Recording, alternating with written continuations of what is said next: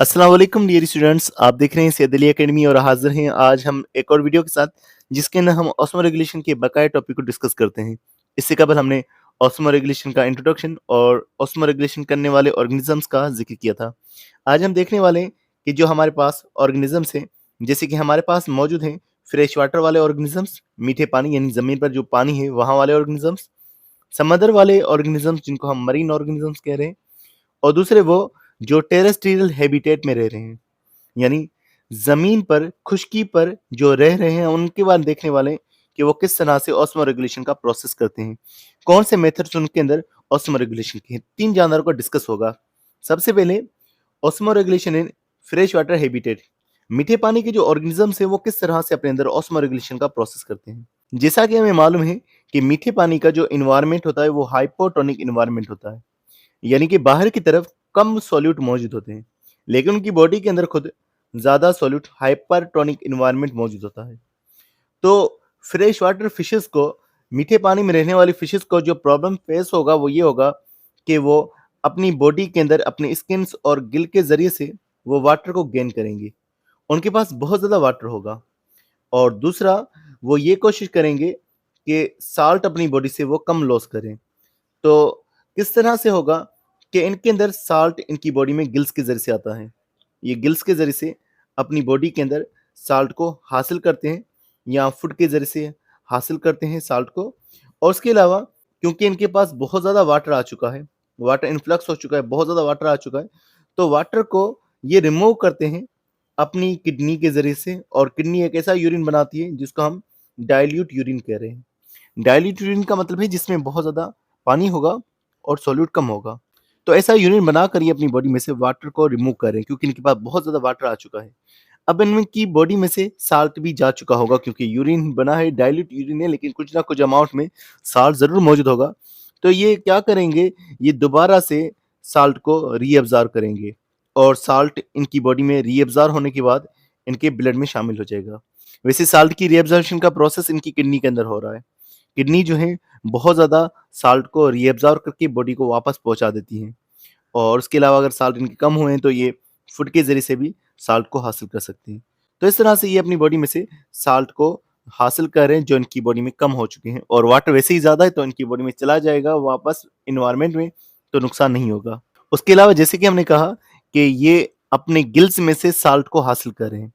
तो गिल्स के अंदर कुछ सेल्स मौजूद हैं, स्किन में भी वो सेल्स मौजूद हैं जिनको आयोनोसाइट्स कहा जाता है। आयोनो आयन को ज़ाहिर कर रहा है और साइट्स सेल को ज़ाहिर कर रहा है।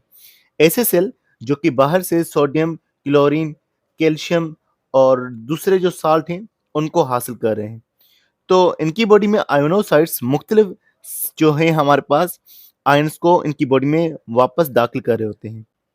और उसके अलावा इनकी बॉडी जो है वो एच पॉजिटिव के आयन्स और बाइकार्बोनेट के नेगेटिव आयन्स इनकी बॉडी में से रिमूव कर देती है। एच पॉजिटिव आयन्स अगर इनकी बॉडी में ज़्यादा रहेंगे तो एसिडिटी इनमें इंक्रीज हो सकती है, और अगर बाइकार्बोनेट के आयन्स इनकी बॉडी में ज़्यादा रहेंगे तो बेसिसिटी यानी कि अल्कलाइन नेचर हो सकती है। तो ये इन दोनों को अपनी बॉडी में से रिमूव कर देते हैं। अगर इनके पास एच पॉजिटिव आयन्स आ गए या बाइकार्बोनेट के आयन आ गए तो अपनी पीएच को मेंटेन करने के लिए ये इन्हें रिमूव कर देते हैं। तो बेसिकली ये सिर्फ अपने पास जो रख रहे हैं वो अपने पास सोडियम के पॉजिटिव आयंस, क्लोरीन के नेगेटिव आयंस और कैल्शियम के जो पॉजिटिव आयंस है ये अपनी बॉडी में रख रहे होते हैं। अगर हम मेरीन एनिमल्स की बात करें, मेरीन एनवायरनमेंट में रहने वाले एनिमल्स की बात करें तो दो तरह के एनिमल्स हैं हमारे पास। एक तो बोनी फिशेस हैं और दूसरे हमारे पास जो एनिमल्स हैं कार्टिलेजिनियस फिशेस। बोनी फिशेस तो ऑस्मो रेगुलेटर्स होते हैं, तो वो ऑस्मो रेगुलेशन का प्रोसेस करते हैं। तो हम लोग यहाँ पर जो मेनली डिस्कस कर रहे हैं वो हम इन बोनी फिशेस को डिस्कस करें कि वो किस तरह से अपनी बॉडी के अंदर साल्ट और वाटर को बैलेंस करेगी। सबसे पहली बात तो ये है कि ये बॉडी में वाटर को रखना चाहेंगे अपने काफ़ी सारे रिएक्शंस के लिए, अपने काफ़ी सारे मेटाबॉलिक रिक्वायरमेंट के लिए। अब इनके बारे में एक बात ये लिखी हुई है कि इनके ब्लड के अंदर वाटर ज़्यादा होता है सराउंडिंग इन्वायरमेंट के मुकाबले में। अब यहाँ पर इसका मकसद ये है कि बाहर का जो इन्वायरमेंट है वो बहुत ज़्यादा साल्टी इन्वायरमेंट है, तो वहाँ पर सॉल्यूट की कंसंट्रेशन बहुत ज़्यादा होती है, लेकिन इनकी बॉडी के अंदर सॉल्यूट की कंसंट्रेशन इतनी ज़्यादा नहीं होती। इनकी बॉडी जो है वो हाइपोटोनिक होती है, बाहर का एनवायरमेंट हाइपरटोनिक होता है। तो ये जो है अपनी बॉडी में ऑस्मोसिस के ज़रिए से पानी को हासिल नहीं कर सकते क्योंकि वाटर हमेशा हाई सॉल्यूट की तरफ जाएगा। इनकी बॉडी लो सॉल्यूट है तो वो वाटर को गेन नहीं कर सकती। अब क्या होगा, तो इन्हें जो है बहुत ज़्यादा पानी पीना पड़ता है, ये बहुत ज़्यादा वाटर को ड्रिंक करती हैं। और जब ये वाटर को ड्रिंक करें, लाज़मी इनकी बॉडी के अंदर साल्ट्स भी आ जाते हैं। अब इनकी बॉडी में जो साल्ट आ रहे हैं, इनको ये कुछ डाइजेस्ट भी कर लेते हैं। अब हम यहाँ पर बात कर रहे हैं जिन ऑर्गेनिज़म्स की, जैसे कि हमने कहा बोनी फिशेज़ की बात करें, जिनको टेलिओस्ट भी कहा जाता है। अब ये जो बोनी फिशेज़ होती हैं, इनकी गिल्स और किडनी जो हैं, वो इन्वॉल्व होते हैं इस ऑस्मोरेगुलेशन के प्रोसेस के अंदर। इनका डाइजेस्टिव ट्रैक्ट इन्वॉल्व नहीं होता, यहाँ डाइजेस्टिव ट्रैक्ट का नाम लिखा हुआ है। गिल्स किस तरह से इन्वॉल्व होते हैं, इनके गिल्स साल्ट के ज़्यादा अमाउंट को निकाल रहे होते हैं। इनकी किडनीज़ जो हैं, वो किस तरह से इन्वॉल्व होती हैं, इनकी किडनीज़ जो होती हैं, वो बहुत ज़्यादा वाटर को रख रही होती है और सॉलिड को, बहुत ज़्यादा सॉलिड को निकाल रही होती है। तो इनकी गिल्स और जो किडनी है, ये दोनों वाटर के मेंटेनेंस में हेल्प कर रही होती हैं। तो ये इनके ऑस्मोरेगुलेटरी ऑर्गन्स होते हैं। यहाँ बात हो रही है कि ये फिशेज़ जो हैं, मेरीन साल्ट को डाइजेस्ट करती हैं और उन्हें अपनी बॉडी में शामिल कर देती हैं वाटर के साथ में। वाटर के साथ इनकी बॉडी के अंदर साल्ट इनका हिस्सा बन जाते हैं वाटर के अंदर। अब यहाँ एक बात लिखी हुई है कि जो ज़्यादा साल्ट होते हैं, ये रिमूव किए जाते हैं रेक्टल ग्लैंड में से, जो इंटेस्टाइन में मौजूद होता है।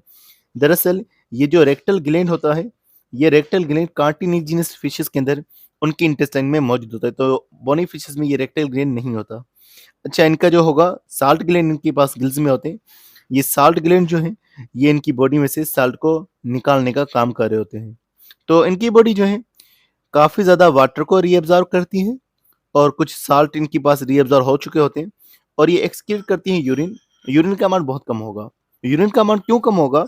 यानी उसमें वाटर बहुत कम होगा, साल्ट बहुत ज़्यादा होंगे, तो कई सारे साल्ट इनकी बॉडी में से निकल जाएँगे। अब जो साल्ट इनकी बॉडी में से निकल रहे हैं, वो कौन से साल्ट्स होंगे?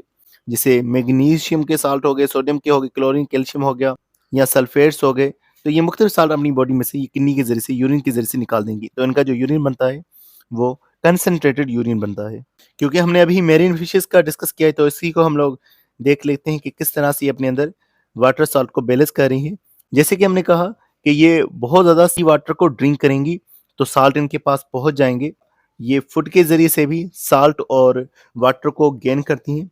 अब इनके पास साल्ट ज़्यादा है, तो ये साल्ट को अपने गिल्स में से रिमूव करेंगी और उसके अलावा इनकी बॉडी के अंदर वाटर लॉस होता रहेगा, क्योंकि बाहर साल्ट ज़्यादा है, ये वाटर लॉस करती रहती हैं। तो वाटर लॉस को बचाने के लिए ये बहुत ज़्यादा पानी पी रही होती हैं। अच्छा, इनका जो यूरिन बनेगा, वो कंसंट्रेटेड यूरिन होता है, उसे हम स्कैंटी यूरिन कह रहे हैं, जिसके अंदर स्मॉल अमाउंट ऑफ वाटर होगा लेकिन साल्ट का अमाउंट काफ़ी ज़्यादा होगा। तो ये स्कैंटी यूरिन के ज़रिए से अपनी बॉडी में से वाटर को बचा रही हैं, लेकिन साल्ट को रिमूव करा रही हैं। दूसरी तरफ अगर हम बात करते हैं फ्रेश वाटर फिशेज़ के बारे में, तो इनकी बॉडी में साल्ट इनकी गिल्स में से आ रहा होगा, कई ज़्यादा जो है वाटर भी इनकी बॉडी में आ रहा होगा। और उसके अलावा अब ये क्या करेंगे, वाटर जो है इनके पास फूड के ज़रिए से भी आ जाएगा। जब ये फूड वगैरह खाते हैं, तब भी वाटर आ सकता है। वैसे ये पानी को ड्रिंक नहीं करते। उसके अलावा अगर हम बात करेंगे, तो इनके पास क्योंकि वाटर बहुत ज़्यादा अमाउंट में मौजूद है, तो ये उसे वाटर को रिमूव करेंगे, डाइल्यूट यूरिन बनाकर साल्ट अपने पास रखेंगे लेकिन वाटर को रिमूव कर देंगे। तो इस तरह से ये ऑस्मो रेगुलेशन इन दोनों फिशेज़ के अंदर देखने को मिल रहा है, मरीन फिशेज़ में भी और फ्रेश वाटर फिशेज़ में भी। अब हम ज़िक्र करते हैं osmo regulation in terrestrial habitat, यानी ज़मीन पर जो जानदार रहते हैं, वो किस तरह से अपनी बॉडी में वाटर और सॉलिड के अमाउंट को बैलेंस करते हैं। तो जैसा कि हमने कहा कि टेरेस्ट्रियल एनवायरनमेंट जो है, उसके अंदर काफ़ी ज़्यादा पानी की कमी होती है। तो वो एनवायरनमेंट उनके लिए मॉडरेट, दरमियानी भी हो सकती है और सख्त एनवायरनमेंट भी हो सकती है। ये जो है एक्सपोर्ट होते हैं, यानी कि इनके सामने जो है एक गर्मी पैदा करने वाला सूरज होता है। तो काफ़ी ज़्यादा गर्मी, तपा देने वाली गर्मी और काफ़ी ज़्यादा टेम्परेचर का इनको सामना होता है। तो जैसे गर्मी आएगी, तो गर्मी के रिएक्शन में हमारी बॉडी पसीना प्रोड्यूस करती है। पसीना जब हमारी बॉडी से निकलेगा, तो डिहाइड्रेशन होगी। तो इस तरह से काफ़ी ज़्यादा वाटर लॉस इनके पास हो जाएगा और ये डिज़र्ट वाले एनिमल्स के पास तो बहुत ज़्यादा होता है, क्योंकि वहाँ पर तो वाटर ही नहीं होता, बहुत दूर-दूर वाटर होता है। तो अगर वाटर इनकी बॉडी में से चला गया, तो ये कहाँ से वाटर को हासिल कर पाएँगे? ना सिर्फ़ इनकी बॉडी में से वाटर जाएगा, पर साल्ट भी जाएँगे। तो ये कोशिश करेंगे उन्हें कंज़र्व करें, उन्हें बचाएँ अपनी बॉडी के अंदर। ये वाटर और साल्ट दोनों को महफ़ूज़ करना चाहते हैं। अब ये वाटर कहाँ-कहाँ से लॉस कर सकते हैं? इनकी जो लेयर है, ऊपर वाली स्किन जो है, जो इनकी इंटेगमेंट लेयर है, स्किन में से ये वाटर लॉस कर सकते हैं। अपनी बॉडी में से एक्सक्रीशन करेंगे, पसीना प्रोड्यूस करेंगे, यूरिन प्रोड्यूस करेंगे, तब वाटर को लॉस कर सकते हैं। या जब साँस बाहर निकालते हैं, एक्सहेलेशन करते हैं, तब ये वाटर को लॉस कर सकते हैं। अब इन्होंने अपने अंदर कुछ चेंजेस लाए हैं, एडाप्टेशंस लाए हैं, जो इन्हें इन इन्वायरमेंटल स्ट्रेसेस यानी माहौल के इन असरात से बचा रहे हैं।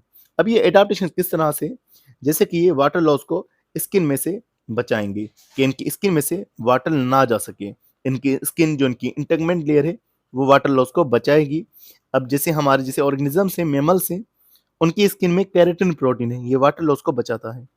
उसके अलावा ये ज़्यादा अमाउंट में वाटर एक्सक्रीशन के ज़रिए से भी नहीं निकालते। एक्सक्रीशन होती ज़रूर है, लेकिन इतना ज़्यादा वाटर लॉस नहीं होगा। अगर वाटर लॉस हो भी गया, तो ये ऑटोमेटिक बैलेंस करेंगे। अपने अंदर वाटर और सॉलिड को बैलेंस करेंगे। कई सारे मेटाबॉलिक एक्टिविटीज़ करेंगे, जिसकी वजह से इनके अंदर वाटर और सॉलिड बैलेंस हो जाएगा दोबारा से। तो जैसा कि हमने कहा कि अपनी वाटर लॉस को स्किन में से बचाते हैं। ये वाटर लॉस को स्किन में से कैसे बचाते हैं? इन्होंने वाटरप्रूफ कवरिंग बनाई हुई है। वाटरप्रूफ कवरिंग जैसे स्किन जो है वो केराटिन की बनी हुई है, या फिर उन्होंने एक सख्त कवर अपने ऊपर बनाया हुआ है जिसको एक्सोस्केलेटन कह रहे हैं। ये exoskeleton chitin, calcium carbonate, cutin, कई सारी चीज़ों का हो सकता है। ये एक्सोस्केलेटन आर्थ्रोपोड और उसके अलावा रेप्टाइल्स, इनके अंदर बाहरी सख्त कवर मौजूद है, जो इन्हें पानी लॉस से बचा रहा है। और उसके अलावा जैसे हमने कहा कि ये एनिमल्स जो हैं एक्सक्रीटरी वेस्ट ऐसा बनाते हैं जिसमें वाटर का अमाउंट कम होगा। एक्सक्रीटरी वेस्ट कौन-सा बना रहे हैं? जैसे यूरिक एसिड बना रहे हैं। यूरिक एसिड में कम पानी होता है, तो इनकी बॉडी में ज़्यादा पानी बचा रहेगा। यूरिक एसिड बनाने वाले जो ऑर्गेनिज़म्स हैं, रेप्टाइल्स हैं, बर्ड्स हैं और इंसेक्ट हैं।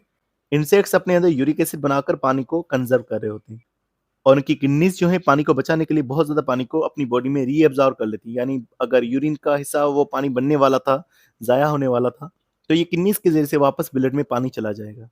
उसके अलावा लार्ज इंटेस्टाइन होती है, वहाँ पर भी पानी बच जाता है, वहाँ पर भी पानी रीअब्ज़ॉर्ब किया जाता है कि हमारी बॉडी में से वाटर लॉस ना हो जाए। तो इस तरह से कुछ और एनिमल्स भी हैं हमारे पास, जैसे कि हमारे पास कैंगरू, रेट और कैमल है। इनके अंदर एक मामला ये होता है कि अपने मेटाबॉलिज्म के ज़रिए से अपनी बॉडी में कई सारे रिएक्शन करके फैट को अपने पास कन्वर्ट कर देते हैं वाटर में। तो वाटर इनके पास फैट के ब्रेकडाउन से भी आएगा। यानी पहले तो खाना बहुत खाएँगे, खाना जब बहुत खाएँगे फैट बनेगा, फैट को ये वाटर में कन्वर्ट कर लेते हैं। तो यही जो है इनके पास लिखा हुआ है कि अगर एनवायरमेंटल वाटर कम हो, तो ये मेटाबॉलिक वाटर को हासिल करते हैं ब्रेकडाउन ऑफ फैट के ज़रिए से। तो इसके अंदर सेल्युलर ऑक्सीडेशन का प्रोसेस होगा, जिसके अंदर जो बाय प्रोडक्ट है वो वाटर बनेगा। यानी सेल के अंदर मेटाबॉलिक रिएक्शन हो रहा है, जिसमें फैट को ब्रेक डाउन किया जा रहा है और उसके नतीजे में बाय प्रोडक्ट जो बन रहा है। तो इस तरह से इनकी बॉडी वाटर लॉस को बचाती है। अब यहाँ पर एक और बॉक्स बनाया हुआ है, जो कि एक्सक्रीशन के साथ शामिल किया गया है, लेकिन ये पास इसी ऑस्मो रेगुलेशन का है। इसमें ये लिखा हुआ है कि कई सारे जो इंसेक्ट हैं, कई सारे जो आर्थ्रोपोड्स हैं, इंसेक्ट हैं, ये अपनी बॉडी में से वाटर लॉस करते हैं। अब ये वाटर कहाँ से लॉस करते हैं? इनकी बॉडी में एक सिस्टम है जिसको ट्रेकियल सिस्टम कहा गया है। ट्रेकियल सिस्टम क्या है? जब ये सांस लेते हैं, तो इनकी बॉडी में कई सारी ट्यूब्स होती हैं, जिनके ज़रिए से वो सांस लेते हैं। उन ट्यूब्स को ट्रेकियल सिस्टम कहा जाता है। अब ये जो ट्रेकियाएँ हैं, ये जो ट्रेकियल सिस्टम है, ये वाटर भी लॉस करा देता है। जब ये सांस बाहर निकालेंगे, तो वाटर भी इनकी बॉडी में से बाहर की तरफ जा सकता है। तो अब इनके पास वाटर जा रहा है, लेकिन इनके पास ये एबिलिटी है कि ये डायरेक्टली वाटर वेपर को एयर में से भी हासिल कर सकते हैं। तो क्योंकि इनका पानी लॉस हो रहा है, तो ये वाटर को दोबारा से एयर में से वाटर वेपर्स को हासिल भी कर रहे हैं। आप ये जो है ग्रासहॉपर को देख सकते हैं। इस ग्रासहॉपर के अंदर आपको ये कई सारे ट्रेकिया नज़र आ रहे हैं। इन ट्रेकिया की ट्यूब्स के सिस्टम को हम ट्रेकियल सिस्टम कह रहे होते हैं। और आप यहाँ पर स्पाइरेकल्स भी देख रहे हैं। ये स्पाइरेकल्स दरअसल ओपनिंग होती है जो इनकी स्किन के साथ कनेक्टेड होती है। यानी इनकी स्किन में सुराख है जो बाहर की तरफ खुल रहा है, और इस स्पाइरेकल में से ये क्या कर रहे होते हैं, ये इस स्पाइरेकल में से हवा को गेन कर रहे होते हैं।